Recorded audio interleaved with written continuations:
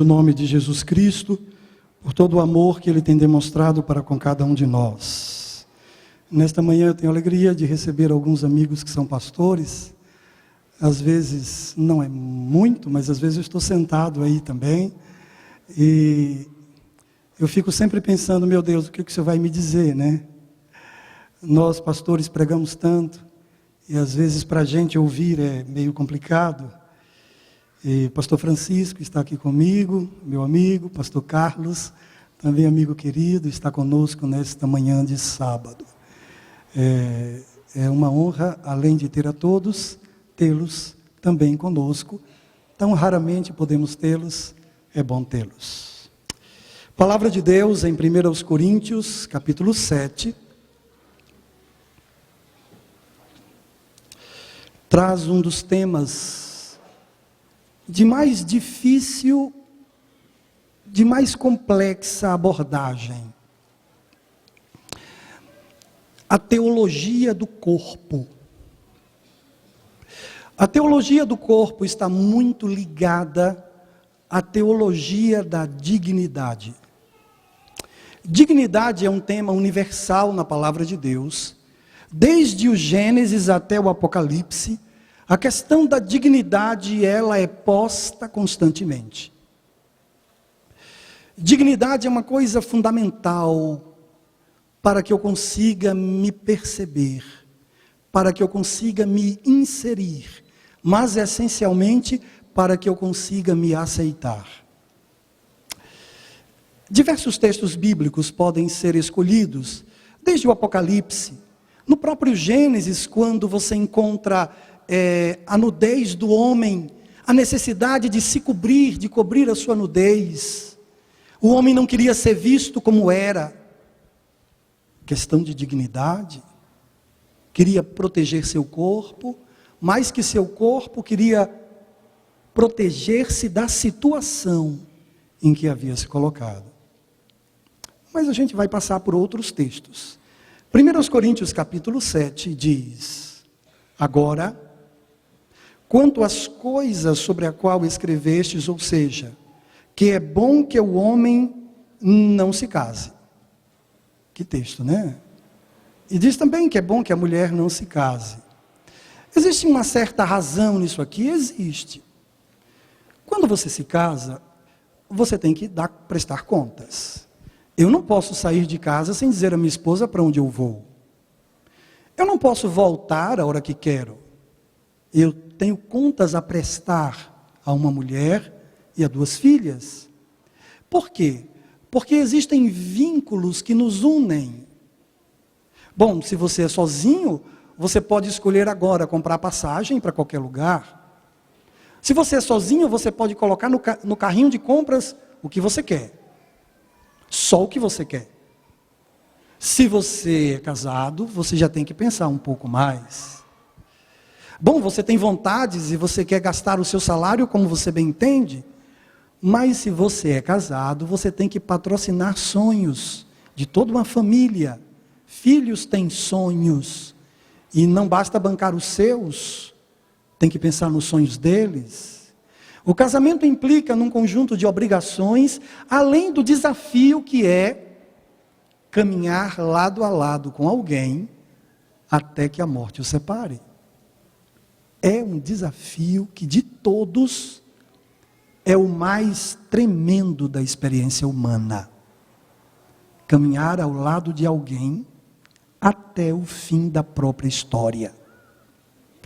Bom, o verso 2 diz: por causa da imoralidade, e a imoralidade entrou no mundo desde Lameque, que foi o primeiro homem a decidir ter 2 mulheres ao mesmo tempo.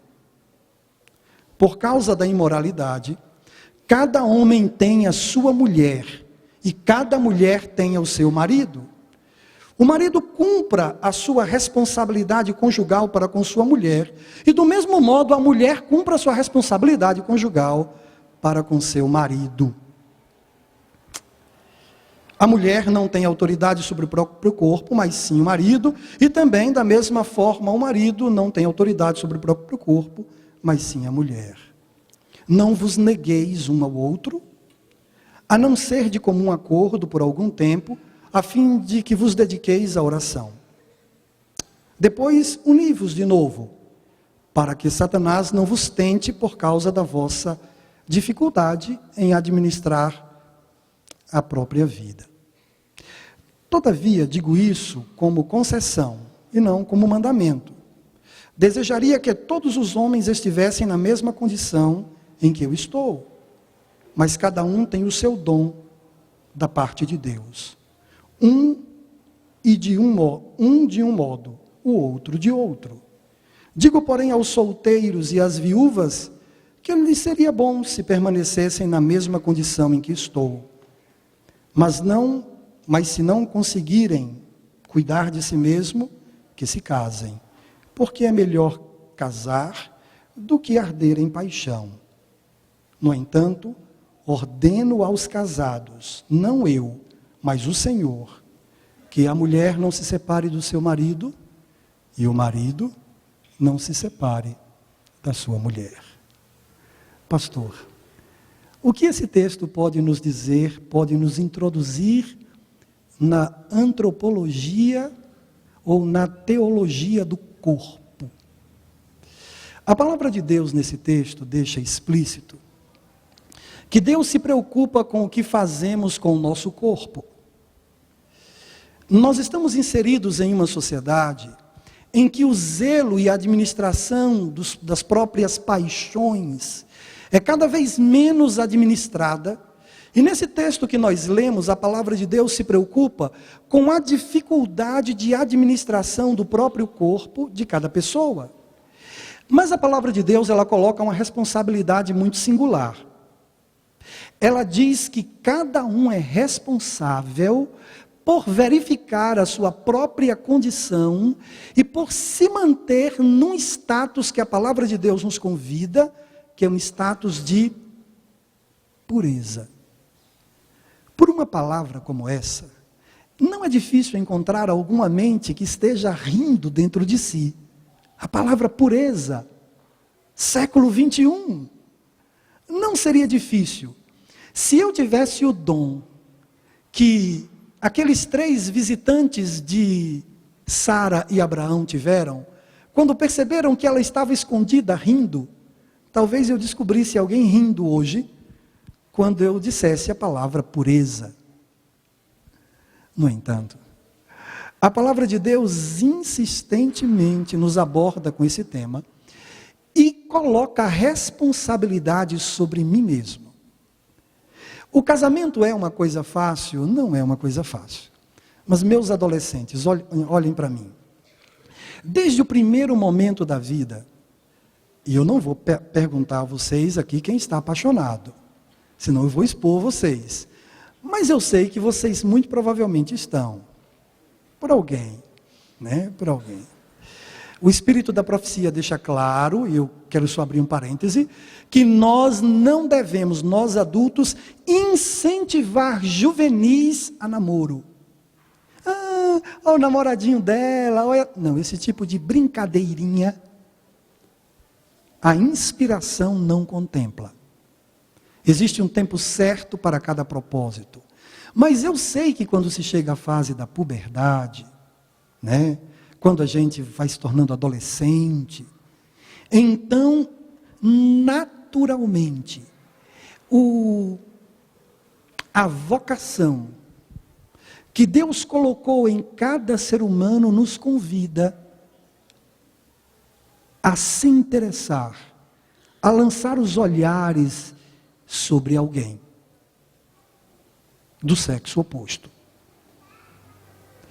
É verdade que a cultura também pode alterar o destinatário destes sentimentos. É verdade isso também? Também é verdade. Mas dentro da teologia do corpo, eu gostaria de conversar um pouquinho com vocês sobre a questão do casamento. Eu não vou falar sobre família, não vou falar sobre filhos, eu vou falar sobre casamento. Eu não vou falar sobre relacionamento conjugal, Marquinhos, olha, o tema não é esse. não é a questão de conflitos, a administração das finanças. O assunto não é esse.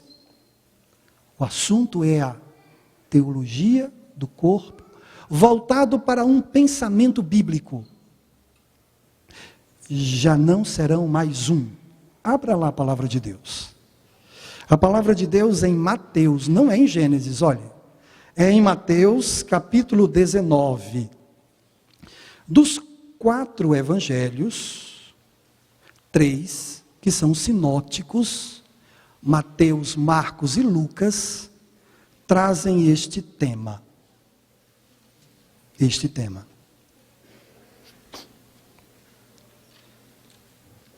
Mateus capítulo 19, verso 1 em diante diz assim: Tendo Jesus falado essas palavras, partiu da Galiléia e foi para a região da Judéia, para o outro lado do Jordão. E grandes multidões seguiram Jesus, e ele as curou. Aproximaram-se dele alguns fariseus, que o colocaram à prova, perguntando-lhe: Mestre, é permitido ao homem divorciar-se de sua mulher por qualquer motivo? Jesus respondeu: Não leste que desde o princípio o Criador os fez homem e mulher? E ordenou. Por isso, olhe, eu queria só que vocês olhassem a palavrinha princípio do verso 4. Desde o princípio. Eu vou continuar, verso 5. E ordenou: Por isso o homem deixará pai e mãe e se unirá à sua mulher, e serão os dois uma só carne. De acordo com o espírito da profecia, minha esposa é o meu segundo eu. Meu segundo eu. A palavra de Deus usa nesse texto 2 vezes a expressão: não leste no princípio? Aí a gente vai ao princípio. E a gente vai procurar o que estava lá no princípio. No princípio, lá no capítulo 1 de Gênesis, é quase um estudo bíblico, viu? Capítulo 1 de Gênesis. Acontece a primeira coisa. Verso 26 do capítulo 1. Disse: Façamos o homem à nossa imagem, conforme a nossa semelhança. A primeira coisa que você tem que conhecer a respeito de você é que você é a imagem e a semelhança de Deus. Mas pastor, como se dá isso? Porque Deus é espírito. Deus, ele atravessa essa parede. Eu, por causa das leis da física, uma delas a de impenetrabilidade, 2 corpos não podem ocupar o mesmo lugar no espaço ao mesmo tempo. Eu não posso atravessar um sólido. Eu não posso atravessar essa parede, mas Deus é espírito, ele pode. Mas como ele disse, como poderia ele dizer: façamos o homem à nossa imagem, conforme a nossa semelhança?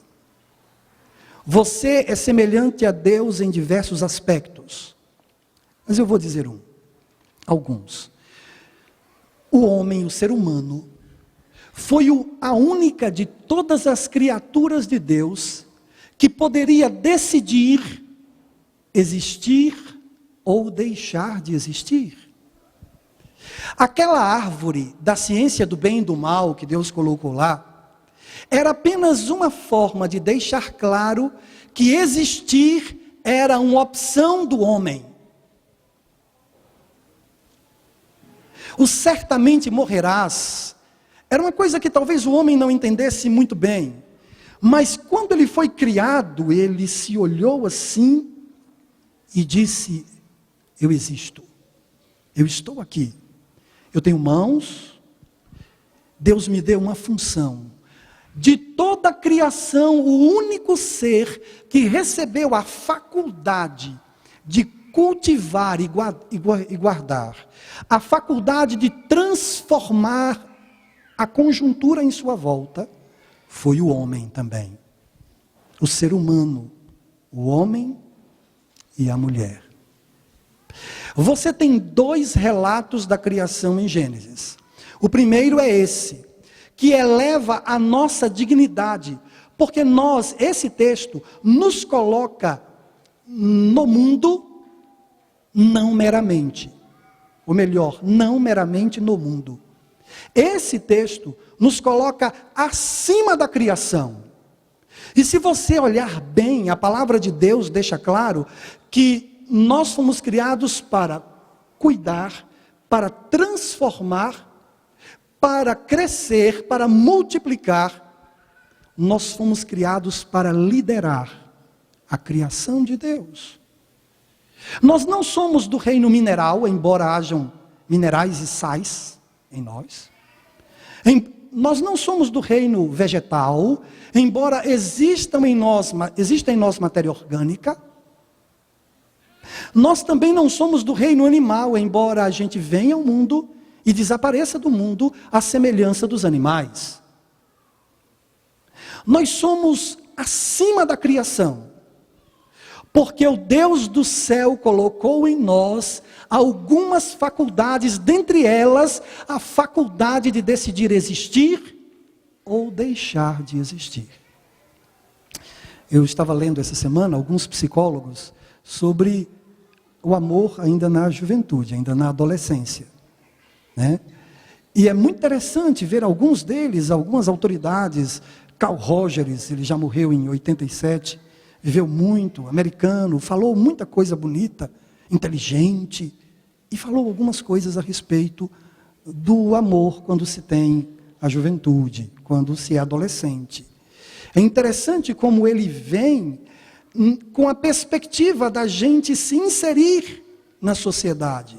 Como ele vem para que o adolescente se sinta importante. E não é raro um adolescente que começa a namorar, colocar a mão no ombro da garota, e agora ele fica desfilando e se sentindo importante. Sabe aquele desfile? É porque é uma busca de importância. Essa busca por relevância, Deus nos dá desde o começo, e Ele diz: vocês se parecem comigo. Ele deixa claro. Bom, alguns detalhes são importantes aqui para a gente. Deixa eu colocar um. Na antiga Roma, o casamento era uma das principais instituições. Quando Jesus veio ao mundo, o imperador romano era Augusto. E o casamento estava passando por um momento de transformação muito grande. Muito grande. Vários ritos do casamento romano foram legados para a gente. Para vocês terem uma ideia, vocês sabem por que a aliança fica no dedo anelar da mão esquerda? Porque os anatomistas, os médicos daquela época, eles faziam a dissecação de cadáveres, acho que é essa a palavra, doutor Valdir, é isso mesmo? Pronto. E eles acreditavam que havia um nervo que ligava o dedo anelar da mão esquerda ao coração. Eu não sei se isso existe. Mas eles acreditavam. E por causa disso, se usava uma aliança. A princípio de ferro. Depois foi uma aliança de ouro. Bom, havia o noivado. Na cultura egípcia, havia o noivado, que é o pré-anúncio do casamento. Na cultura babilônica, havia o noivado também. Na cultura judaica, obviamente, todos sabem. Na cultura romana, havia também.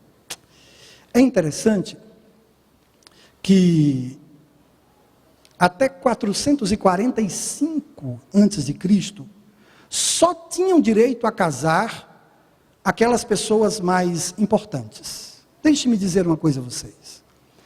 Na sociedade romana havia 3 tipos de casamento.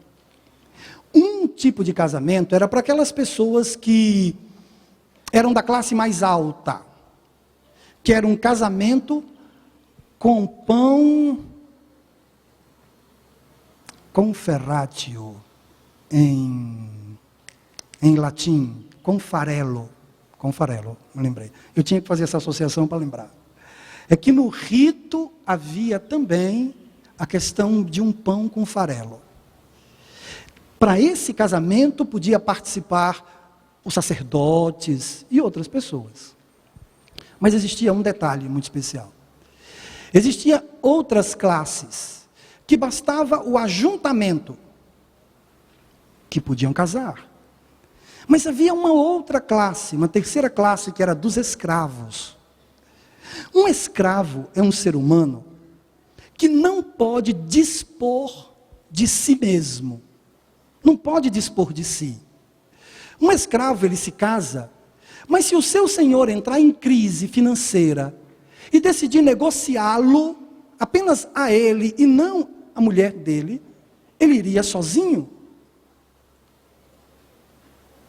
Era muito penosa a vida de um escravo, quando o assunto era ter a pessoa amada ao seu lado. O Senhor Deus criou a todos nós livres. E tem uma palavrinha, uma só, em Gênesis, que faz uma diferença muito grande. Porque Deus não criou apenas o homem, a sua imagem e semelhança. Deus criou também a mulher, conforme a sua imagem e semelhança. Gênesis 2:18. Disse mais o Senhor Deus: não é bom que o homem esteja só. Eu lhe farei uma ajudadora que lhe seja idônea. Eu vou fazer uma criatura, e lembre Adão, ela vai escolher se fica com você ou não. Eu criei ela para você. Você tem todas as características para agradá-la e para recebê-la. E ela também tem todas as características que lhe agradam. Mas apesar disso, ela é idônea. Idôneo é alguém capaz de escolher o próprio destino. Eu estou falando mais uma vez de dignidade. Alguém que decide sua estrada. Eva não era conquistada. Ela estava para ser conquistada. Porque a palavra idônea foi um recado que Deus deu a Adão. Ela ainda não te escolheu, porque ela não te conhece. Eu fiz de você o melhor que poderia ser feito. Você é elegante, você é saudável, você é inteligente, você é extraordinário, mas você ainda não foi escolhido. Por quê? Porque ela é idônea. Mas é claro, aconteceu com ela o que aconteceu com Sara. Quando ela viu Adão, a mesma coisa que Sara, quando me viu, assunto resolvido. Ele tinha todas as características para encantá-la, deslumbrá-la. E este foi o plano de Deus. O tempo passou. Aconteceu o previsto. Ele disse: quer casar comigo? E ela disse que queria. Aí ele disse: esta finalmente é osso dos meus ossos e carne da minha carne. E agora ficou assim uma coisa complexa. Porque os dois se tornaram uma só carne. E é complicado porque, de acordo com a palavra de Deus, essa união ela é o maior mistério da vida humana. A união entre o homem e uma mulher e a união entre a igreja e Cristo. São mistério. E eu estou falando essas coisas, e de vez em quando eu dou uma olhadinha para os jovens que são solteiros, porque eu quero que vocês entendam a dimensão de um casamento. É uma coisa muito profunda. É uma coisa com que se brinca muito, e eu anotei ali, uma relação de divórcios e indenizações milionárias. mundo afora, e eu nem vou ler. Pessoas que casam hoje e na próxima semana estão descasadas. O casamento é de fato a coisa mais profunda da experiência humana, porque duas pessoas livres. E é muito importante que ninguém, e anote isso, que ninguém que não tenha, qualquer pessoa que não tenha a noção de sua dignidade, eu sou obra das mãos de Deus, eu sou imagem e semelhança de Deus, ninguém que não goste de si, não pode casar. Você pode estar pensando assim, quem não pode casar é quem não gosta do outro. Mas a princípio, quem não pode pensar em incluir alguém na própria vida, é alguém que não gosta de si. Porque se tornarão os dois uma só carne, e esse não gostar de si, ele é contagioso. Contagioso.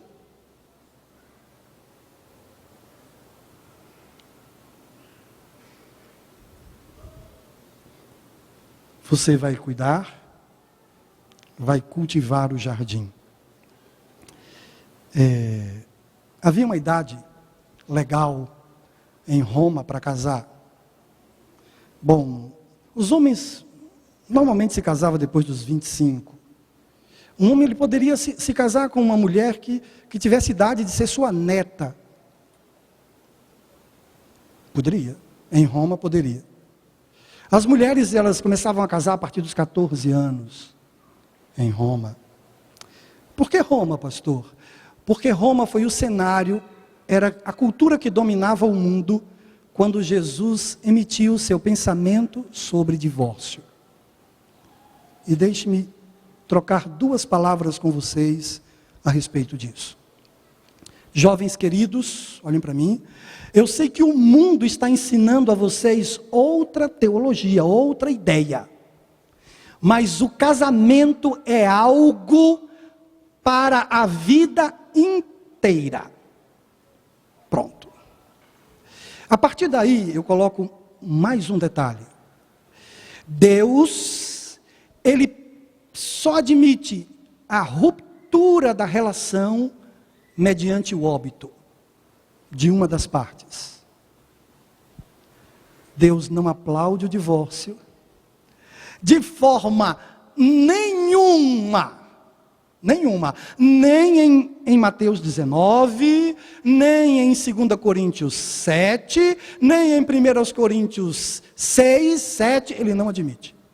Você pode procurar onde você quiser. Por causa da dureza dos corações, foi que Moisés, não Jesus Cristo, Moisés, com uma multidão de escravos, uma multidão de gente sem autoestima, sem dignidade própria, compreendendo a miséria interna do que é ser escravo, filho de escravo, neto de escravo, bisneto de escravo, tataraneto de escravo, não sabia mais o que era ser livre. Casamento é coisa para gente livre. Livre. Pronto. E o povo de Israel, saindo do cativeiro, não tinha noção do que era liberdade. Assim como o sábado é coisa para gente livre, que chega para o patrão, mete o pé no freio e diz, eu fico desempregado, é hoje. Mas o sábado, eu vou cuidar do que Deus pediu que eu cuidasse. É um preço alto, mas muito alto. Mas é coisa para gente livre.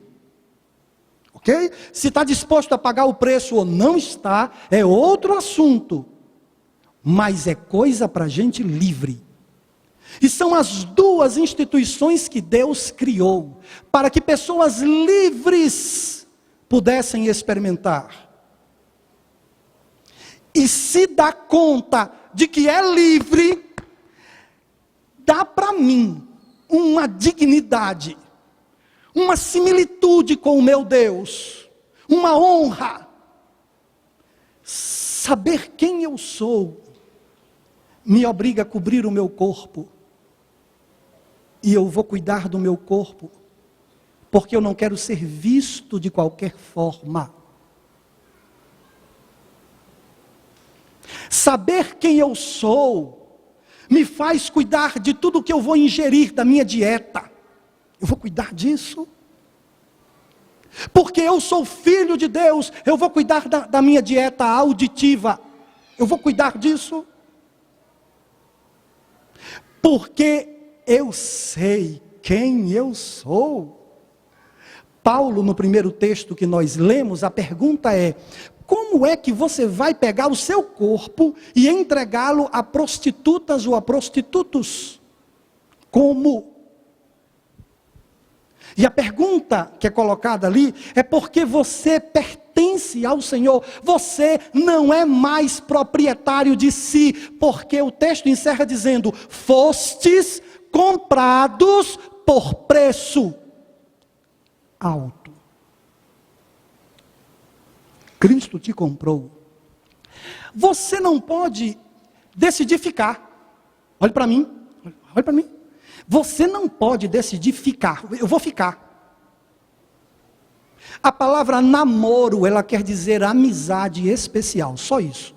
Não é acesso adicional. Não é.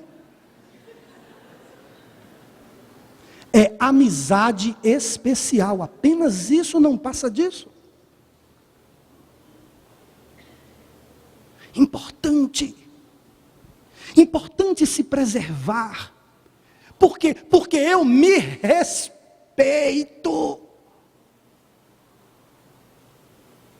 Porque eu sou propriedade do Senhor.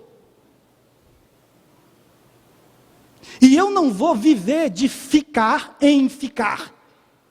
E tem o ficar gospel. Fica no sábado à noite e no domingo à noite e vem pedir perdão.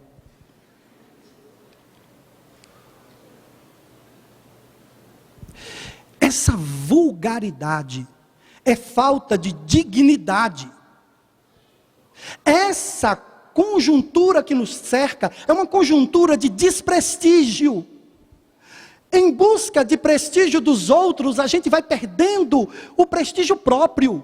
O que eu acho de mim, a minha opinião a respeito de mim, porque eu vou diluindo o meu caráter. Eu vou diluindo minha personalidade nas mãos de uma hoje, nas mãos de outra amanhã. E eu fico sem identidade sexual. Sem muito aprofundamento. O ato sexual é o ato humano de maior entrega. Esse ato é feito com a participação efetiva, dinâmica dos olhos. Os olhos têm uma participação muito grande. A visão. O olfato tem uma participação. O paladar, o gosto da outra pessoa. O tato tem uma participação intensa. A audição atua muito fortemente. Nenhum ato da vida tem uma participação tão grande quanto este ato. Por isso que este ato marca as pessoas de uma forma muito profunda. E se existe um tipo de gente que tem que ter muita sabedoria, é mulheres que são esposas de um marido que já teve outra experiência. Não foi feliz a primeira experiência. Deus conhece a sinceridade e a legitimidade. Infelizmente acabou. E agora elas têm um marido que já tiveram uma outra esposa. É preciso muita sabedoria para que na relação de amizade entre os dois, você que está no seu segundo casamento e sua esposa, a anterior não seja tratado como primeira. É muito complicado e dá um trabalho muito especial se livrar das digitais de um relacionamento. E entenda-se por digitais não apenas o tato. E quantas vezes a gente atende pessoas sofrendo porque estão com um fantasma, tipo, pastor, o meu marido foi para o hospital, ele fez uma cirurgia, nós estamos com 1 ano de casados, e quando ele acordou da cirurgia, ele chamou o nome da primeira esposa dele, da outra, da ex. Isso acabou comigo, Precisamos entender que uma situação como essa acontece, porque são digitais. É muito sofrida a vida de quem tem que acabar um casamento, é sofrido. Aracaju, bairro Eduardo Gomes. Meu Deus, eu vou mudar a história, porque tem muita criança. Que história eu conto? Pastor se enrola, viu? Fica sem história. Um casamento é uma coisa complexa. O que foi que Deus disse? E o homem e a mulher vão se unir e serão os dois uma só carne. Qual é a forma que nós temos para separar a carne? Como é que se separa a carne? Cortando. Tem um problema, cortar dói. Resumindo, sem contar a historinha, que a historinha iria ilustrar tudo. Mas sem a historinha, para resumir em 2 frases, tem gente que prefere a morte do que a dor do corte. E aí eu fui pesquisar adolescentes, aqui é jovem, adolescente aqui. E eu fui pesquisar adolescentes. E como no Brasil, apesar do da liberação sexual, o índice de suicídio entre adolescentes cresceu. De 2003 para cá, há uma taxa de 40,9% por motivo amoroso. As mulheres tentam mais, mas os homens são mais bem-sucedidos. Compreendem o dilema? Agora, por que um jovem, um adolescente, que tem a vida inteira pela frente, decide que não existir o direito que Adão tinha, lembram? Adão, aquela árvore está ali, fique sabendo que aquela árvore representa o seu direito de não existir. Coma dela, que você não existirá mais. É um direito que você tem. Agora, o que leva um adolescente? Na semana passada, um fez isso, saiu em toda a mídia. Mês passado, de uma funcionária de Rondônia, o filho dela, adolescente, no dia do aniversário, fez isso. Eu vou dizer uma coisa que o Espírito da profecia diz.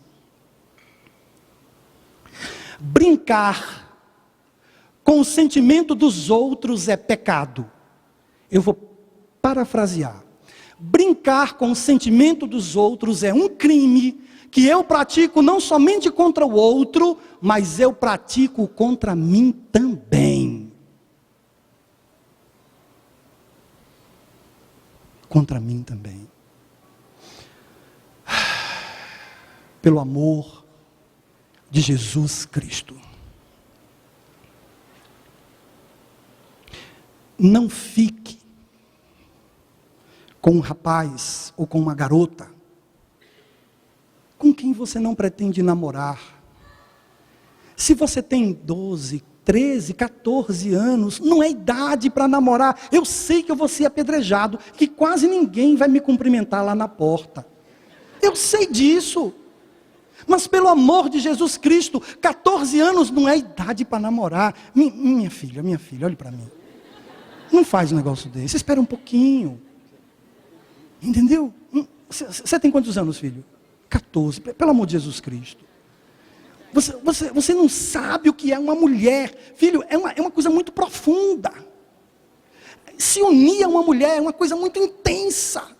Mesmo com namoro, não se brinca, marca muito, dá vontade até de morrer quando não dá certo. Você entende? Uma coisa tão forte que, apesar de se tratar de um ser humano que tem a vida inteira pela frente, esse ser humano fica sem vontade de viver. Olha que negócio sério. Perder a partida de futebol não dá vontade de morrer. Bater o carro não dá vontade de morrer. Quebrar o celular não dá vontade de morrer. Mas acabar o namoro é possível, viu? E o casamento? Então, entendam uma coisa. Mulher não é brinquedo. Pronto, vamos brincar de bola. Vamos brincar de peão, de carrinho de mão. Mas não se brinca com mulher. Não se brinca. Não se brinca com homem, não se brinca de namoro. Ficar é uma excrescência, é uma imoralidade, é o resultado de uma conjuntura, de uma sociedade que não sabe quanto vale. Porque eu valho a morte de Deus. Cristo deu a sua vida por mim, porque Ele em seu amor olhou para mim e disse, uma criatura tão rica, que pode transformar o ambiente. Uma criatura tão rica que a minha semelhança pode produzir coisas, pode cultivar. Eu não vou deixar essa criatura desaparecer. Deus pegou o homem, desde que o mundo não tinha pecado, e colocou o homem sobre o mundo. O problema é que o pecado nos meteu na fossa do mundo. E aí toda a cultura do mundo invade a nossa mente, nossos conceitos. E a gente se sente ofendido quando aos 16 anos a gente diz que é virgem. Ofendido. Porque tiram onda com a cara da gente. Deixa eu lhe dizer uma coisa, minha filha. Olhe para o seu pastor, olhe. Eu me casei aos 24 anos de idade. Até hoje eu só tive uma mulher a minha vida toda. Tem uns caras que já tiveram 10. Mas eu não sou menos homem do que nenhum deles. Entende o que eu estou dizendo? Essa cultura de múltiplas experiências, a fim de defender uma suposta competência, é coisa do diabo. Nós temos que remar na contracultura. Eu sei que é penoso, eu sei que é excludente.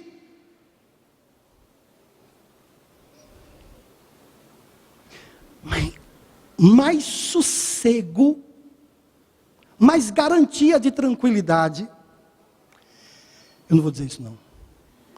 Porque para eu ser entendido, vai ser tão difícil de eu ser entendido, que é melhor eu digo outra época.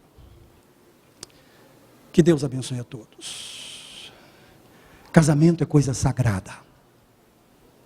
Ame sua mulher. Seja amigo dela, amigo. Quem é casado, pelo amor de Deus, olha que maravilha, olha só. Pelo amor de Deus, olha. Deixa eu dizer uma coisa, isso eu vou dizer, mesmo que as crianças escutem. Depois vocês explicam para elas em casa. Olha só. Lingerie é uma coisa que tem seus poderes. Mas amizade tem um poder muito maior. Não estou dizendo que não é coisa boa. Não diria isso. Mas eu estou dizendo que se tem uma coisa que devemos perseguir, é uma relação de amizade. Amiga do seu marido, mulher. Entendeu? Amigão de sua esposa. Quando o pneu do seu carro furar, o nome dela tem que ser o primeiro nome. Ela nem vai consertar, mas ela é sua amiga.